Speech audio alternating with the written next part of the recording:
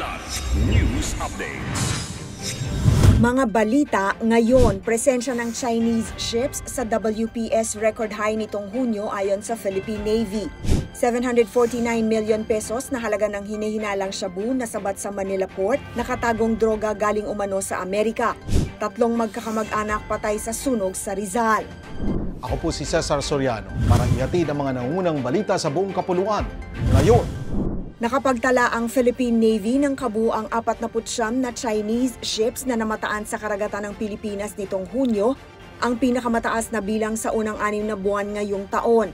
Ayon kay Philippine Navy spokesperson for the West Philippine Sea or WPS, Rear Admiral Roy Vincent Trinidad, 49 na China Coast Guard o CCG at People's Liberation Army Navy vessels ang namonitor sa Bajo de Masinloc, Ayungin Shoal at Pag-asa Island mula June 1 hanggang June 30. Hindi naman nanatili ng matagal ang mga nasabing barko ngunit labas-pasok umano ang mga ito sa iba't ibang features sa West Philippine Sea. Wala ring direktang reference o dahilan ng Navy sa implikasyon ng pagtaas ng bilang sa 49 kumpara sa 41 na naitala noong Mayo, bagamat posibleng salik dito ay ang panahon, deployment cycle, maintenance at repair.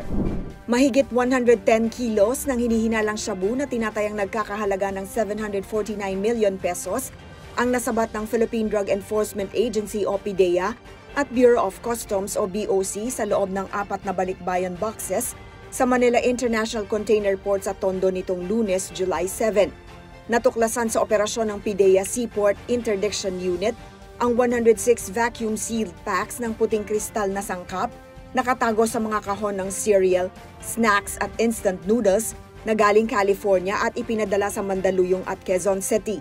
Ayon sa PDEA, kumpirmadong shabu ang laman matapos ang paunang pagsusuri. Ang shipment ay tinaguri ang multi-layered para hindi mahalata sa X-ray. Wala pang nahuhuling suspect pero patuloy ang investigasyon para tukuyin ang mga sangkot sa pagpupuslit.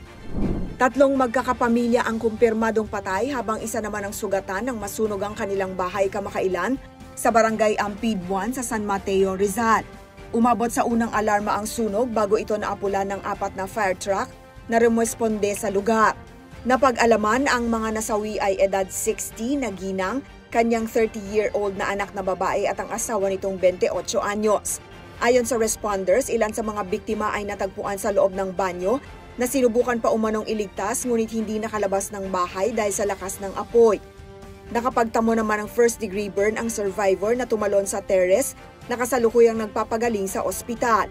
Inaalam pa sa ngayon ang halaga ng pinsala ng sunog at kung ano ang sanhi ng insidente. Para sa Kidlat News Channel, ako si Rosalyn Sinchonco, nag-uulat. ako po si Cesar Soriano, kasama nyo sa bawat pagbuto ng balita.